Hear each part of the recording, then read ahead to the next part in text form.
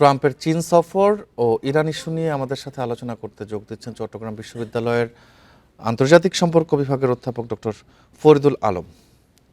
জনাব ফরিদুল আলম, আপনাকে স্বাগত জানাচ্ছি। আজকে যে বিষয়টি ছিল চীন এবং চীনের যে সফর ট্রাম্পের এবং ইরান ইস্যু নিয়ে, আমরা যেমনটা জানি যে চীনের president Xi Jinping Taiwan issue ভুলভাবে সামলালে চীন যুক্তরাষ্ট্রের মধ্যে সংঘাত হতে পারে বলে মার্কিন প্রেসিডেন্ট ডোনাল্ড ট্রাম্পকে সতর্ক করেছেন। এটা কি কূটনৈতিক বার্তা হিসেবে দেখা যায়, নাকি এটি একটি সামরিক চাপের ইঙ্গিত? 200-র বেশি সার্ভিস ও ফিচারে লেনদেনের সব বিকাশ অ্যাপে সম্ভব বলে মনে করছেন? আপনাকে ধন্যবাদ। তাইওয়ান চায়নার একটি অবিচ্ছেদ্য অংশ।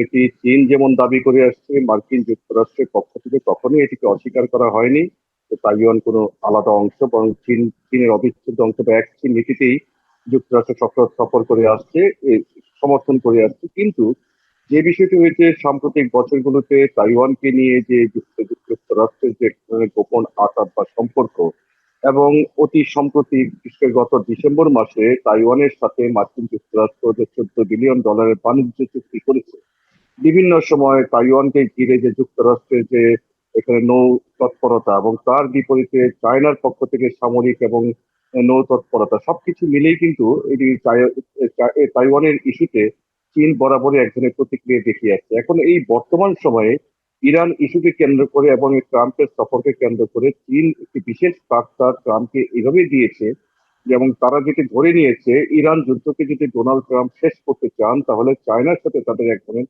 আন্ডারস্ট্যান্ডিং আসতে হতে পারে। এবং ট্রাম্পের এই সফরটি হচ্ছে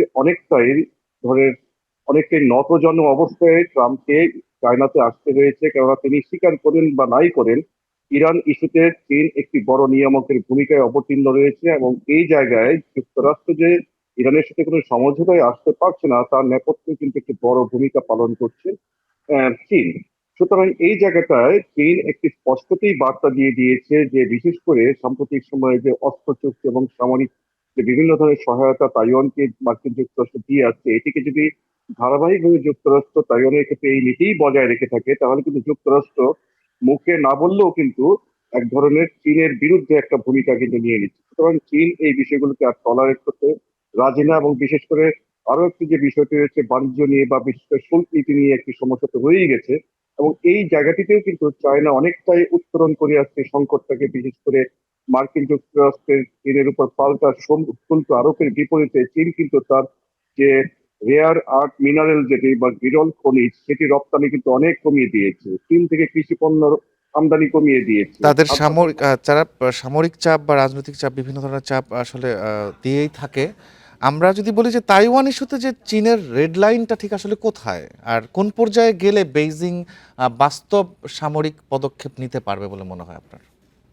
না, রেড লাইনের বিষয়টি হচ্ছে সেই জায়গায়, এবং অনেকটাই আজকে আমরা যেটি দেখলাম যে শি জিনপিং এর বার্তা থেকে বা তার বক্তব্য থেকে অনেকটাই কিন্তু সতর্ক করে দেয়া হয়েছে যে আপনি যদি তাইওয়ানকে এক চীন নীতির অংশ মনে করে থাকেন বা চীনের অংশই মনে করে থাকেন, তাহলে তাইওয়ানকে প্রথমত সামরিক সহায়তা দেওয়া যেমন একটি ভালো দিক না, একই রকম ভাবে তাইওয়ানের সাথে অস্ত্র চুক্তি করা, যদি $14 বিলিয়ন অস্ত্র চুক্তি করা হলো, সেটি কিন্তু চায়নার সার্বভৌমত্বের উপর একটি বড় ধরনের হুমকি।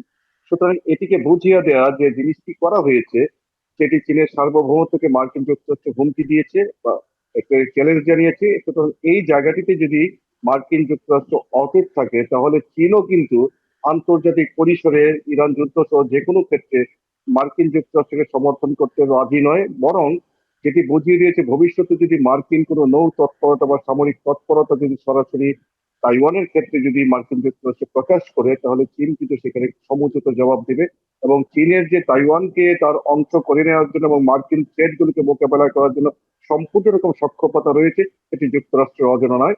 এখন শুধু এটিকে অফিসিয়াল একটি মিটিং এর মাধ্যমে এটি শি জিনপিং এর পক্ষ থেকে অধ্যাপক ফরিদুর রহমান, আমরা একটু ইরান ইস্যুতে জানতে চাইবো যে ইরানের পররাষ্ট্রমন্ত্রী আব্বাস আরাকচি হুঁশিয়ারি দিয়েছেন ইসরায়েলের সঙ্গে ষড়যন্ত্রকারী যে দেশগুলো তাদের জবাবদিহিতার মধ্যে আনা হবে। এটাও কি এক ধরনের চাপ, মানে কূটনৈতিক চাপ কিনা? না, অবশ্যই এই যে কথাটি বলা হয়েছে আপনাদের একটি প্রতিবেদনেও যেটি থেকে সাম্প্রতিক সময়ে বিভিন্ন সংবাদ মাধ্যমে যেটি উঠে আসছে যে আপনি দেখেন এই ইরান এবং যুক্তরাষ্ট্রের মধ্যে যখন যুদ্ধটি চলছিল, ইরান কিন্তু বারবার করে যুক্তরাষ্ট্রের ঘাঁটি রয়েছে মধ্যপ্রাচ্যের এমন কয়েকটি দেশে আক্রমণ করেছে, আরব আমিরাত তার মধ্যে অন্যতম উদ্দেশ্য।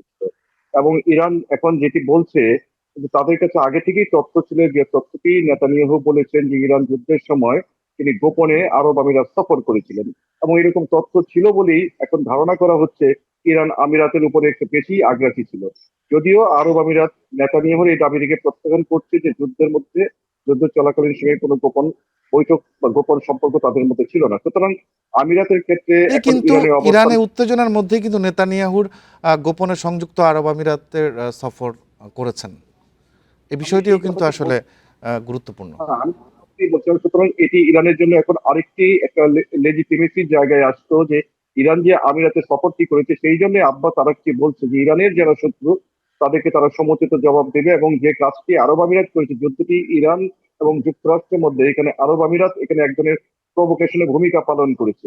সুতরাং এই সবকিছু মিলে ইরান যে কাজটি করেছে এখন সেটি কিন্তু অনেকটাই কিন্তু তারা এটাকে জাস্টিফাই করার চেষ্টা করছে, যে তারা এই কারণে নিরাপত্তার কারণে, যদিও আমিরাত বলছে যে আব্রাহাম অ্যাকর্ডের আওতায় ইরানের সাথে নেতানিয়াহুর সাথে বা ইসরায়েলের সাথে তাদের যে সম্পর্ক সেটিকেই তারা ধরে রেখেছে। সুতরাং এখানে ইরান তার সার্বভৌমত্বের স্বার্থে, নিরাপত্তার স্বার্থে এই হামলাটি করেছে বলে এখন প্রমাণিত হয়েছে, এবং এটিকে তারা প্রকাশ করার চেষ্টা করছে। জি, অধ্যাপক ফরিদ, আপনাকে অসংখ্য ধন্যবাদ আমাদের সাথে যুক্ত হওয়ার জন্য।